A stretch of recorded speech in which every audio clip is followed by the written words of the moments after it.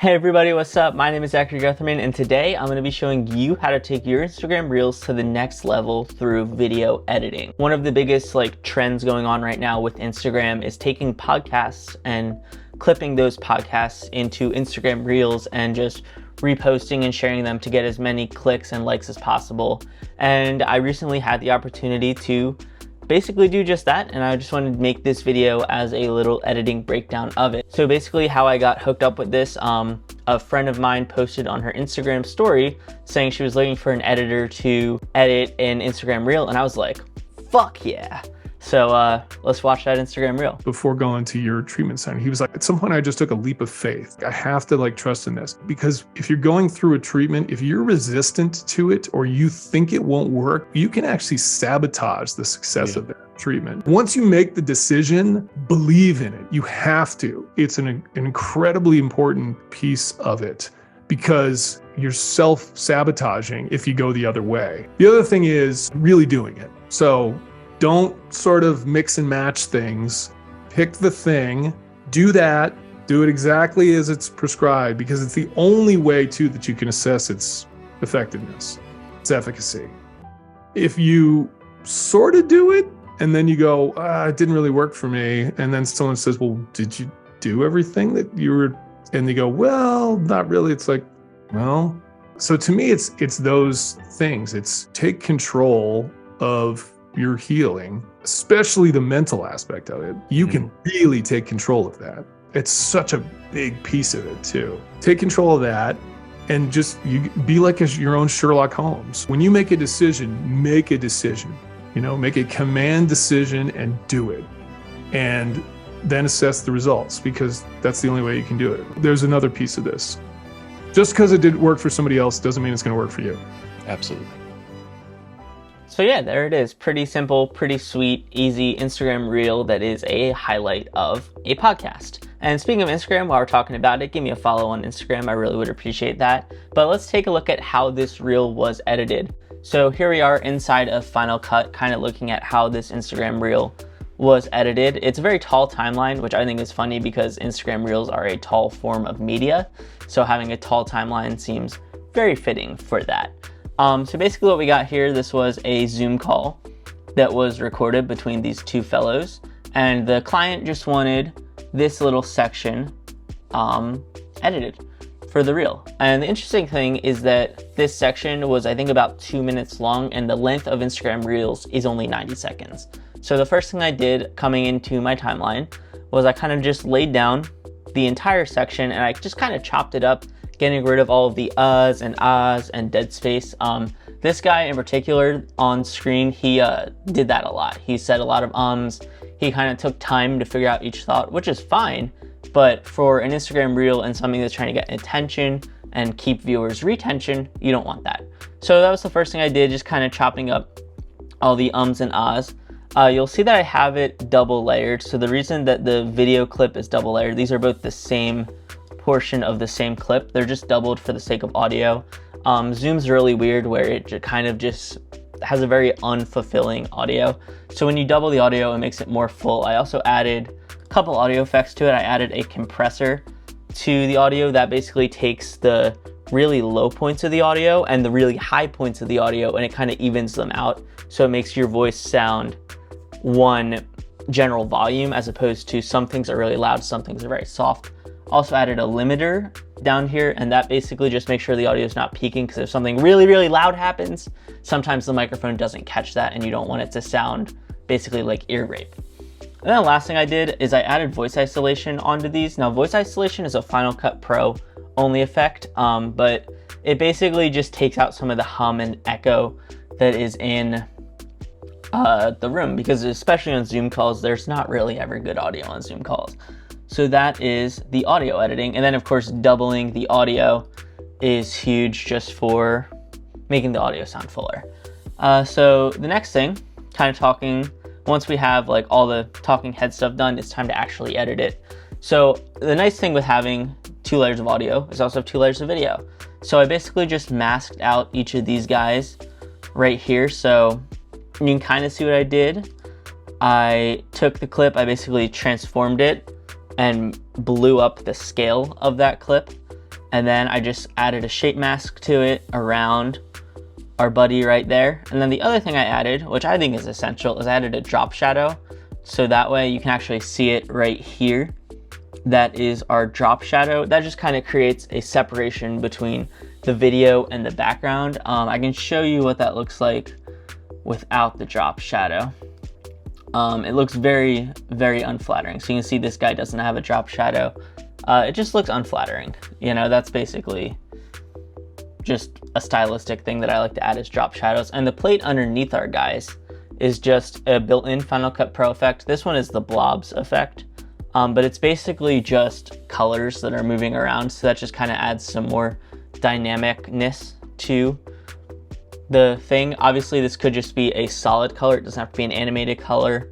And I just kind of used the client's colors on their logo using the dropper to get those colors. But the background, you can kind of see it is animated. It just kind of moves the colors ever so slightly, but that's pretty much how that was done. So that's the main visual part of it. Now the pain in the ass part, the text. So text is a big thing with Instagram Reels, obviously, because people aren't always having their audio on. So sometimes they have to read stuff. So the way the text is done is pretty much just straight up being added to each thing. So that's kind of why the timeline's so tall. So my process for doing the text is I type out the text in full. So this is right here. You can see I kind of just have the full text typed out, and then I duplicate that text each time a new word comes on screen, and I crop out the word. So you can't just like add a new text effect each time, because that would mess up the placement of the text and look really, really awkward. So I type all the text out once first, and then I just kind of crop the text. You can see here it's just cropped for the word center for each word, which is a little tedious, but I think that is the best way to do it. So you see this one is for the word before, this one is cropped for the word treatment, and I just kind of do that for each one. And I have a 3-frame cross dissolve on right here to kind of make the text appear on screen. You could get more creative with it. There's a part of me that wanted to do like the Mr. Beast kind of fly-in thing, but I figured for a more professional-y type of video, that wasn't really the vibe. So I just kind of do text dissolving in just like so. And it's just literally cut to the audio forms when they say each line. Then we come in here, added in some B-roll, because a big thing with keeping people engaged is they don't want to see just these dudes talking the whole time. So just threw some B-roll. I get all of my B-roll from a website called Pexels. It is 100% free to use, and they have a good amount of B-roll and just stock footage. So this is a stock drone shot. I added a Gaussian blur effect to it to kind of make the text stand out there, and I just have it keyframed so that the effect's off and then on halfway through. But yeah, the text is all pretty much the same stuff. And then this one actually wasn't a video from Pexels, this was just a still image. And I kind of just made it more dynamic again by adding a Gaussian blur, so you can see what that looks like being off. You know, it's just not as interesting. It doesn't really direct your eyes to the X. And I really wanted to emphasize like the no on our hand. So I just added a little Gaussian blur, and there's like a little shape mask around here, so you can kind of see the mask like this. So you can kind of just see where it's masked, and the effect is happening outside of the mask, obviously. But yeah, that's all pretty much the same thing. I think I also keyframed it a bit to kind of punch in to also give a little more dynamicness to that clip. But that is pretty much the basics of how the reel was done. Later in, I get into close-ups of this dude just because, you know, even though he's having a conversation with the other guy, it doesn't really feel necessary that we see the other guy the whole time. And this also just kind of makes it just more visually interesting. You know, I think Mr. Beast is actually the one who said it, or maybe one of his editors, but they said something where it's like, oh, every X amount of seconds I have to see something new or else people are going to click off. So that was kind of the philosophy I went with here. So for the close-up of the dude, pretty much the exact same thing. I just transformed the hell out of it, making the video big, and then added a little shape mask as well as a drop shot. Actually, I didn't put a drop shadow on this one. That's okay though. Oh, I think the reason I didn't do a drop shadow was so it wouldn't interfere with the text, because the text kind of overlaps the video and the background plate. But yeah, it's basically just a shape mask. That's what creates the nice fluffy edges. And that's really that. I didn't really do anything crazy with like the jump cuts. I know sometimes people add like a very tiny dissolve or like some kind of flow effect to make it not look as jump cutty. I was okay with the jump cuts. I think it worked here. And again, that's just taking out like the dead space, or when he says, oh, once you make that decision, believe, you know, it's just cutting out that stuff, makes it more complete and full for the viewer. And that's quite literally the whole reel. Again, here, B-roll, all that fun stuff, and just a ton of text. And yeah, that's pretty much it. The ending, what I did was I created a compound clip, which is essentially just putting all the footage together in one big thing, so I could have just a transition. So I just have a little flair transition here that's just built into Final Cut.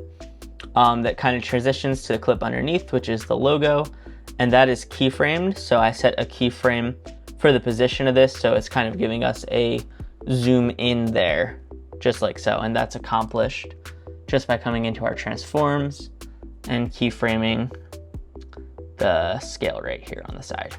But yeah, that is pretty much how the Instagram reel is done. For the music, I used upbeat.io. It's another free stock website for music, so I use that. And I just kind of have a cut right here to basically edit the song to the music. So right here, there's like kind of a change where it's like, you know, the music does like a crescendo, but the crescendo doesn't happen until right here, but I wanted it to happen on this cut because it's like a kind of like a climactic point in the podcast, I guess you could call it. So I just kind of cut that there. But yeah, that is the timeline for the reel. And yeah, that's pretty much how this was edited.